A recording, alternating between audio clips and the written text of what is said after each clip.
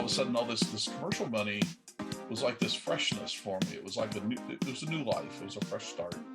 And they were building things, right? Instead of just sort of thinking about how you're gonna make more money. Theoretical. Oh yeah, definitely. Yeah, we were actually building things. And in my consulting business, I kind of ended up cynical, thinking, well, I'll make money and I'll go build stuff, cars. Right. And that satisfies that. But something was really missing inside my heart. And that these commercial businesses, you're building a business, you're building value, you're building hardware. It was great. Yeah. So I got involved in a lot of them. I got involved in ISI. I got involved in New York Space Systems, Lunar Express. That was a whole other experience. 11 of them to be precise. Wow. And the Paragon was one of them. I ended up helping out. And so about 2015, it became apparent from all these other companies I'd been helping start up and design their satellites and so on.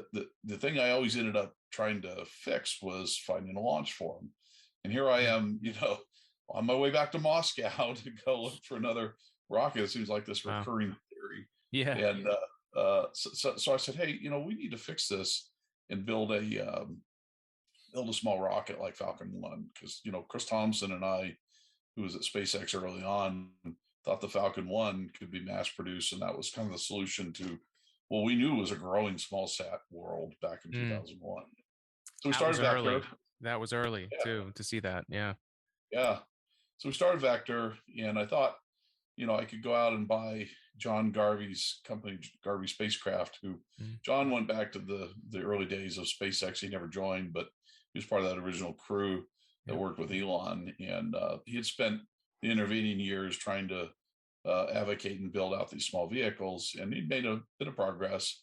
And so we made a deal. I started a company. We made a deal, bought his company, brought him in as a co-founder, and went to town, raised money. And that went on until 2019, until it didn't. And we can come back to that in a while.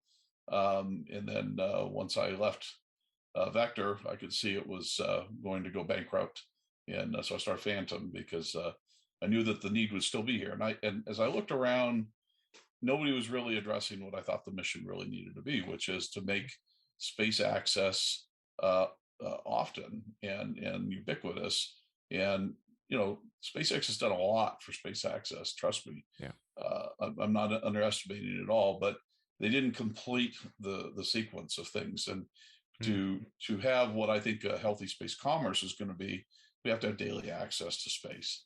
And so that's what we're really trying to do at Phantom, is to complete that cycle. So it's unfinished business from Falcon1, really.